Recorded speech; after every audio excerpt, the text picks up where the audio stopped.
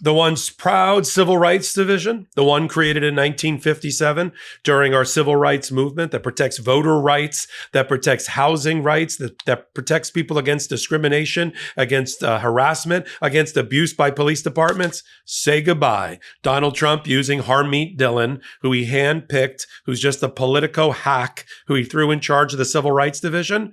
70% of the attorneys said we are not going to do the bidding of Donald Trump and Pam Bondi or Harmeet Dhillon. We are going to uphold our oath that we took to defend the Constitution. We are not going to turn the Civil Rights Division of the Department of Justice. Once proud, I'm going to give you some of the things that they accomplished historically over the last 50 years. We're not going to turn it on its head. Firemen are not going to start burning books, not on our watch.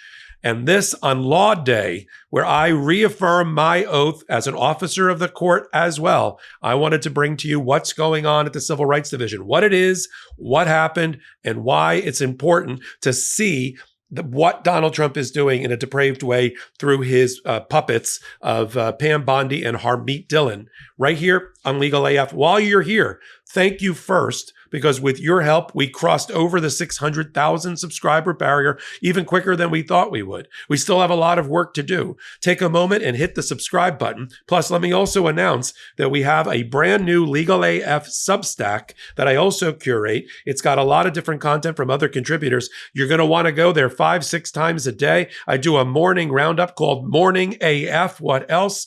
Only on the Legal AF Substack. Let's get to the Civil Rights Division. When I say it's once proud, it is from the civil side. There was operative word, no finer department in the Department of Justice in the Civil Rights Division. 70% of the people, leaving just 100 left, have headed for the exits. That is a sign of their courage. That is a sign of their character. I know that Harmeet Dhillon, I'm going to show you a clip in a minute, on Glenn Beck, wanted to make fun of them, but she hit the nail on the head. These people do not want to do the bidding of Donald Trump's new reorientation for what the Civil Rights Division should be all about. In particular, while it once went after and was started and founded over school desegregation. I mean, the first Black person to go to school in Mississippi in college, James Meredith, that's the Civil Rights Division. Enforcement of Brown versus the Board of Education so that Black and brown students go to school with white students, Civil Rights Division. Enforcement of the Voting Rights Act in 1965 off of Lyndon Johnson, and making sure that people's votes count and their votes are not suppressed, and that there's not redistricting that eliminates their vote by the way the maps are drawn in their states. That's the Civil Rights Division, or it was. Fair Housing Act of 1968, which got Donald Trump and his father, Fred Trump, in trouble for discrimination with landlords, not renting to Black people, those types of things. That was the Civil Rights Division. I'm sure it's stuck in Donald Trump's craw that he and Daddy Trump, Fred Trump, were on the receiving end of a Civil Rights Division investigation. And now when he got his grubby little hands on it, he found a way to strangulate it. Hate crimes and violence against churches and synagogues, bombings and shootings and the like, cross burnings, Civil Rights Division. The Americans with Disability Act, making sure that's properly enforced around the country, not leaving it just to the person in a wheelchair or who has another disability filing their own lawsuit, but bringing it on behalf of the power of the United States of America, Civil Rights Division. Police brutality in a pattern in practice, not just a one-off, although that is important, a one-off case where the police are beating somebody. I'm talking about bad police departments. That's what the Civil Rights Division would go after. They would enter into consent decrees. They would even dissolve and take over bad police departments under the 1994 crime bill. That was not today any longer the Civil Rights Division. Instead, we have the reoriented policies of Donald Trump, including we need to unleash law enforcement, literally in an executive order. We need to unleash law enforcement. Is that our problem? We have leashed law enforcement in America? Say goodbye to pattern and practice investigations of police departments around the country. Title VII and Title IX, those two titles of our federal code touch more lives than probably anything else. Title VII against discrimination and harassment in the workplace. Title IX, the same, but in higher education. Say goodbye, because there's actually for Title VII, All the lawyers left. There's not one lawyer left under the Department of Justice and Harmeet Dhillon. And wait till I get to Harmeet Dhillon and tell you all about her in a minute.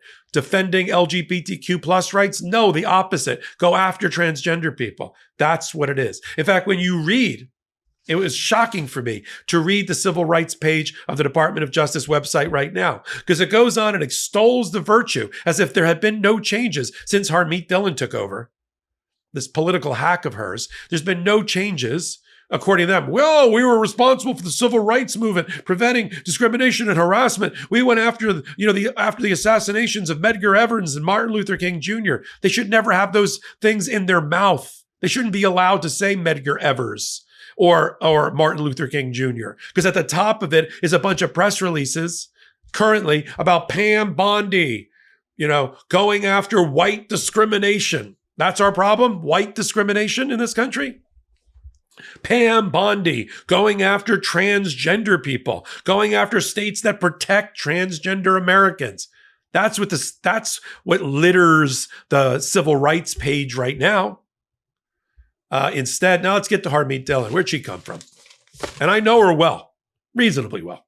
I had 2 cases against her. One where I was opposed to her, where I represented the Midas Touch Network and sued her client, Marjorie Taylor Greene, represented by Harmeet Dhillon, a lawyer from California, big Republican operative, big political animal.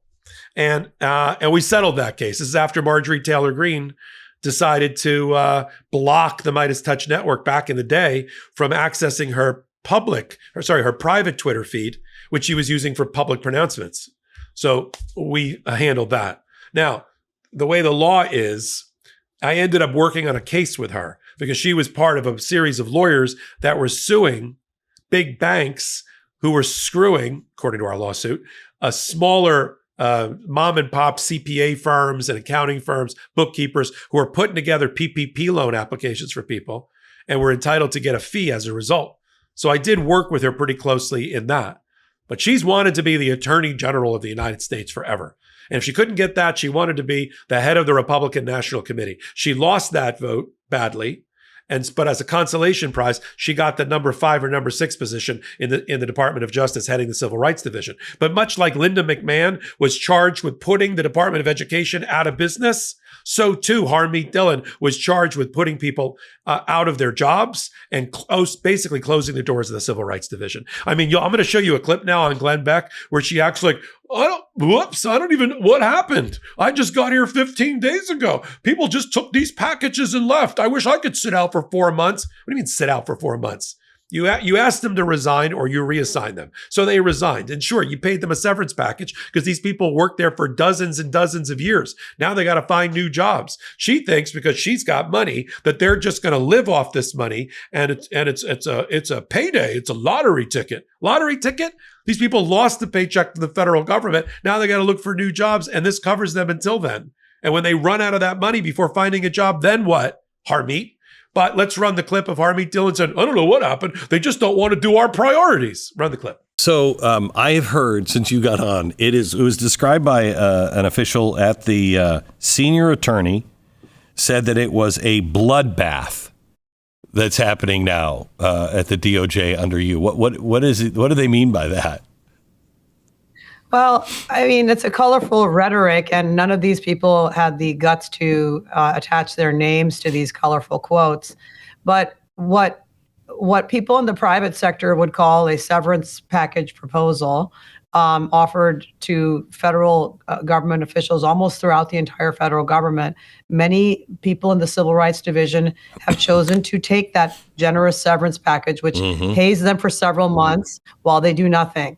I mean, I wish someone would pay me several months to do nothing, but I actually have never had that opportunity. No one has been fired by me since I came. This is like my 15th day on the job. But what we have made very clear last week in memos to each of the 11 sections in the Civil Rights Division is that our priorities under President Trump are going to be somewhat different than they were under President Biden. And we start with the statutory basis because that's where you always start as a lawyer in the Constitution. And then we tell them these are the president's priorities. This is what we will be focusing on. Govern yourself accordingly. And en masse, dozens and now over 100 attorneys decided that they'd rather not do what their job requires them. On Law Day, the day that I reaffirm my oath that I took for the multiple bars that I'm a part of, it's important to talk about what Donald Trump has done with Harmeet, Dhillon, and Pam Bondi, the Civil Rights Division. I never thought I would see the day. And I've said it before. This is like Ray Bradbury, Fahrenheit 451. Firefighters are not putting out fires, they're burning books. The Civil Rights Division now goes after white person discrimination, transgender discrimination, people who are abusing people trying to use abortion clinics who get yelled at themselves. That's the investigation end. Not they're yelling at people trying to use an abortion clinic. The people that are yelling back at the people on the line, they're being prosecuted. Transgender people, instead of being embraced and protected by the Civil Rights Division, are now being attacked by the Civil Rights Division. Is there any wonder why 70% of the division said, I'm out of here. This is not what I signed up for. This isn't about a presidential priorities. You know, you heard her say in the clip, we're not going to go after law enforcement. Right. Donald Trump wants to unleash law enforcement. He wants to use the military against Americans. It's in his new executive order. And these are the lawyers that are complicit in his attempt to take over America and steal our values from us and change what it means, the face of being an American, before our very eyes. I'm going to cover it right here on Legal AF, just like this, sometimes even more excited. I sit at the intersection of law and politics, so you don't have to. I brought on a dozen amazing contributors, 2 new ones this week to give us a historical perspective. Sidney Blumenthal, advisor to the president, journalist, researcher, historian, and his friend, Sean Wilentz, a world-class historian about the Constitution and the presidency, putting all of what we're seeing in historical perspective, only on Legal AF. Take a minute, hit that subscribe button, and I got the brand new Substack for you, hot off the presses, Legal AF Substack. Just put in Legal AF, and there are 5-6 postings a day you can't find anywhere else, including my morning post, which I call, wait for it, Morning AF. So until my next report, I'm Michael Popok. In collaboration with the Midas Touch Network, we just launched the Legal AF YouTube channel. Help us build this pro-democracy channel where I'll be curating the top stories at the intersection of law and politics. Go to YouTube now and free subscribe at Legal AF MTN. That's at Legal AF MTN.